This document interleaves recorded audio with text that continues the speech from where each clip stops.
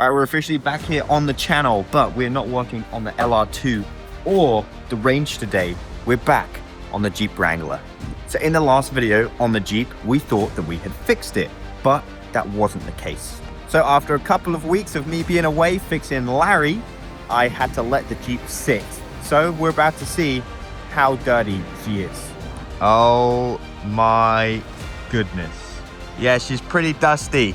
She looks abandoned right now, but hopefully she starts back all good and we can drive her around to go and put the new water pump in, which we think is the issue. That's right, in today's video, we have the return of Tiff the Jeep. As you saw in the previous video, Tiff has a problem with overheating, which is not going to work for Brooke to be able to drive her around. So in the previous video, we removed the thermostat and replaced it with a brand new aluminium one. But that wasn't the issue. So the next logical step was for us to replace the water pump, which is what we're doing today. So replacing the water pump on these Jeeps is actually a relatively easy process. It should only take a couple of hours and you don't have to remove too much to get to the water pump, unlike Larry, which you guys have seen in previous videos. So I was actually quite excited to jump into this project. So to get started, we need to take off the intake hose so that we can access the front of the engine, which is where the water pump is located. Our water pump right here is what we need to replace. Then after that, we needed to remove a couple of the coolant hoses, which attach to the actual water pump itself. There's an inlet hose and an outlet hose. All right, time for us to pull coolant everywhere. Also, look at this new tool set I got, guys. So sick. All right, we're gonna pry it off with the flathead. All right, we got the first line off, and she's draining a little bit. Absolutely cooked my hand in the process. Once that's drained a little bit, we will take off the big hose, and then that will be all of our hoses disconnected. And to give us easier access to remove the serpentine belt, we took off the alternator at the top of the engine. These were all relatively easy jobs at this point, and just required a bit of loosening of some bolts. All right, so I realize I'm a little dumb. I've been ratcheting away on these bolts forever, only to realize that the only thing that's still keeping the alternator on is the belt itself. So we're gonna go and release the tension on the tension down there, and then we should be able to slip that off. We also bought ourselves a brand new serpentine belt for this Jeep. It didn't necessarily need it, but it's a job that we can do while we're at it. Ladies and gentlemen, the tensioner belt is on.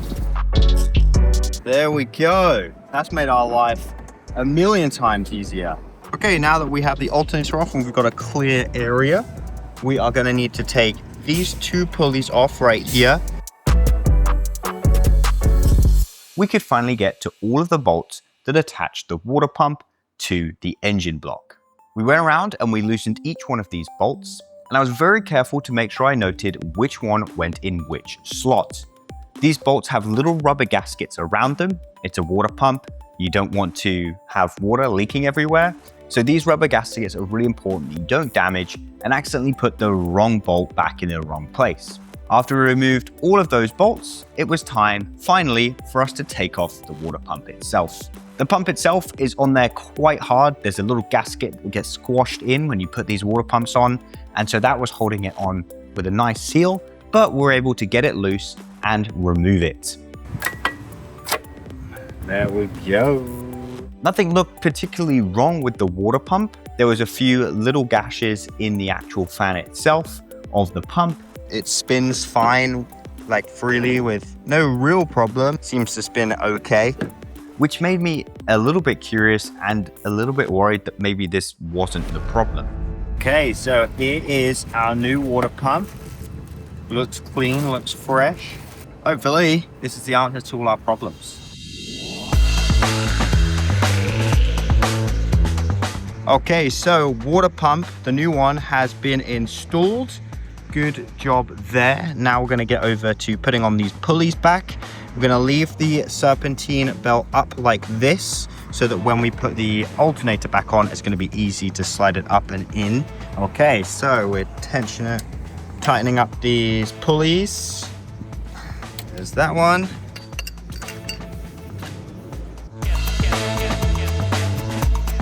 Okay, so big progress made. Everything is finally buttoned up and back together. So what is going to happen now is going to give it a very quick start, just because I need the coolant to circulate around after obviously we dumped a bunch of it out. Let's see, let's put some new coolant in first. And then I guess we should see if it starts up as well. I think it should, but let's see. Okay, first startup. Starts up. Circulates the coolant. It was time to take her for a test drive to see if we'd actually fixed the problem. Well, we started off the test drive and everything looked perfect. The temperature levels were staying good, and so it was time to push the engine a little bit to see if the coolant could keep up.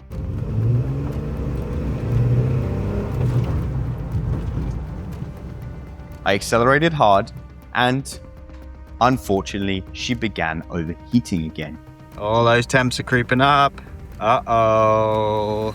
That's definitely not still holding its temp. So, even after another water pump, the Jeep is still not happy. So, the water pump wasn't even the problem. At this point, I'm quite stumped, as you can tell. I've got no idea what could be causing the problem that is making the engine overheat. Obviously, coolant isn't circulating somewhere, but all of the things that would prevent or block that from happening have now been replaced. And well, that's exactly where I thought the video would end. But off camera, we continued to do a little bit of research, and everything was pointing to some sort of airlock. But I'd done proper bleeding procedures when I was refilling the coolant, and so I just didn't see how that could be a problem. But after filling the reservoir, squeezing the hoses as we did so to try and push some of that air out of the system, we took it for a drive again, and no problems at all. And after all of that work of replacing the thermostat, replacing the water pump, we actually determined it was an airlock. The coolant system must have got low at coolant at some point, but that wasn't being indicated by the reservoir because the airlock was preventing the coolant from actually draining from the reservoir itself. So at the one day that we were out at the shopping mall, that is when that airlock must have occurred due to low coolant, meaning that there was no coolant circulating around the block itself. It's a note to self for me to check that the next time that we have any issues with the coolant or with it overheating, because there may be some leak that I just don't know about. But thankfully, Tiff is now back on the road, and in another video, we have completed another build